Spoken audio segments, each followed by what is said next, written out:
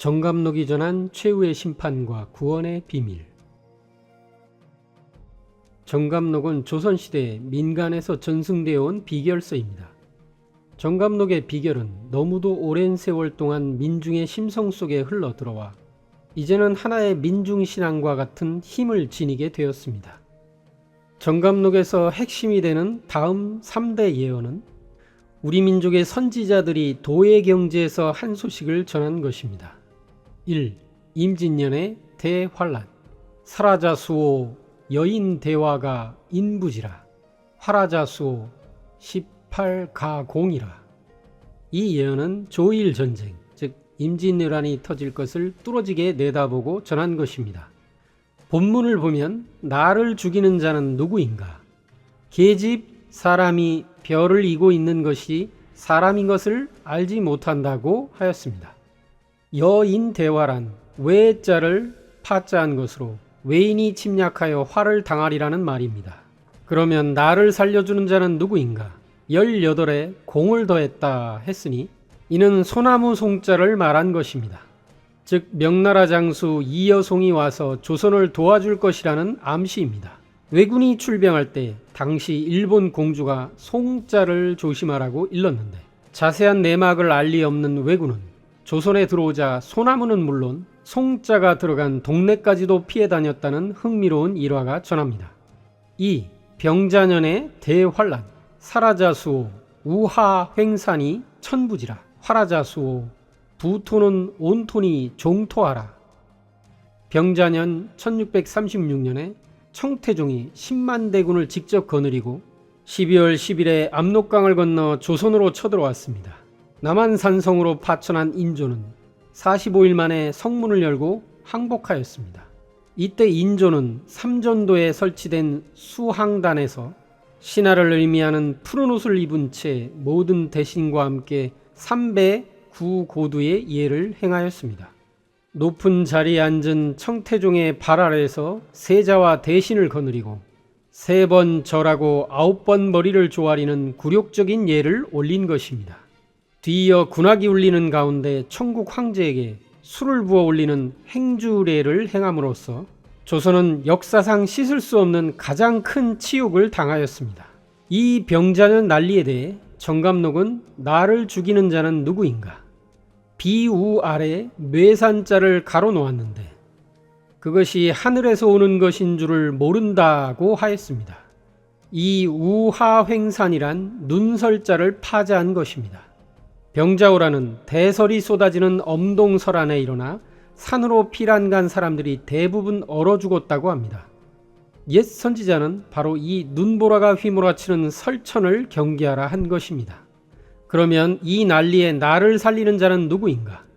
떠있는 흙은 따뜻한 흙이니 그 흙을 조치라고 하였습니다. 떠있으면서 따뜻한 흙은 바로 방구들이므로 방을 지키고 있어야, 즉 집안에 그대로 있어야 살 수 있다고 한 것입니다. 이리하여 임진년 조일전쟁 때는 살아날 길이 이제송송이었고 병자년 조청전쟁 때는 이제가가였다는 말이 수많은 사람의 입에 오르내렸습니다. 3. 다가올 후천개벽의 대환란과 인류권의 길. 사라자수오 소두무족이 신부지라. 화라자수오 사답칠두락에 부금은 냉금이니 종금하라. 엄택곡부라.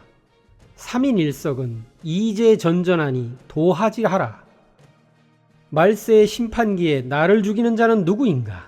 작은 머리에 다리가 없는데 이것이 귀신인 것을 알지 못한다고 하였습니다.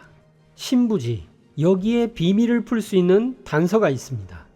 증산도 도전에는 후천 가을개벽을 눈앞에 둔 오늘 이 시대를 천지신명시대라 하였고 또 추지기 신야라 하여 천지의 가을철은 신도의 기운과 심판 속에서 이루어진다 하였습니다. 나를 죽이는 자는 귀신인데 작은 머리를 하고 다리가 없다고 한 것은 귀신 귀자에서 아래 다리 부분을 뗀 것을 뜻합니다. 말세의 심판기에 나를 죽이는 자는 누구인가? 작은 머리에 다리가 없는데 소두무족이란 바로 불이라는 글자를 가리키는 말입니다. 후 한때 허신이 지은 설문해자를 보면 이 글자의 뜻은 신두, 즉 귀신 우두머리입니다. 즉 소두무족이란 천상 군대에서 가장 높은 신장을 가리킵니다. 결국 후천개벽 때 나를 죽이는 자는 신도세계에서 선악심판을 집행하는 천상 신병을 가리킵니다. 그러면 나를 살리는 자는 누구인가? 떠있는 쇠는 차가운 쇠이니 그 쇠를 조치라고 하였으며 전론 7두락에서 그 비밀을 풀 수 있다고 하였습니다. 혹자는 여기서 금을 돈으로도 보고 각양각색으로 말하지만 이것은 진표 대성사가 미륵님의 계시를 받아 세운 금산사 미륵전의 미륵불상을 의미합니다. 그 근거가 바로 전론 7두락입니다. 금산사 미륵전터는 연못이 있던 자리로 원래 7두락이 되는 논이었습니다.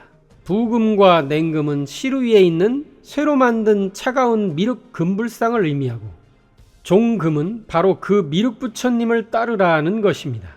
그런데 그 미륵부처님은 어디로 오시는 것일까요? 엄택곡부라 문득 집을 곡부로 정하여 오신다고 하였습니다. 곡부는 전북 고부의 옛 이름입니다. 그리고 3인 1석은 닦을 숫자를 파자한 것으로 사람으로 오시는 미륵님의 진리를 잘 닦으라는 뜻입니다. 그리고 이제전전이라 하여 대환란 때에 살 구원의 법방이 밭에 있다고 하였습니다. 어떤 이는 전자를 심전이나 단전으로 이해하고 무엇보다 마음을 잘 닦아야 살 수 있다고 말합니다. 또 어떤 이는 전자를 글자 그대로 밭으로 해석하여 밭을 갈며 사는 농부는 순박한 마음으로 천지에 순종하며 살아왔기에 구원받을 확률이 크다고 말합니다. 글자 중앙에 십자가가 있으므로 예수님을 믿는 자만이 구원받을 수 있다고 주장하는 사람도 있습니다.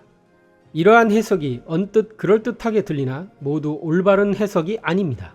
이제전전이 뜻하는 도비는 후천 가을을 맞아 출현하는 가을의 결실 진리의 구원의 비밀을 담고 있기 때문입니다. 그렇다면 구원의 길이 밭에 있다는 이제전전은 구체적으로 무엇을 말하는 것일까요? 밭이란 앞으로 펼쳐질 후천 가을 문명의 중심지로서 후천 세계의 수도가 되는 지역을 뜻합니다. 이 비결의 마지막에 도하지라고 하여 인간으로 오실 미륵님의 도 아래에 머물라고 당부하고 있습니다. 이에 대한 자세한 내용은 이것이 개벽이다 책을 꼭 읽어보시기 바랍니다.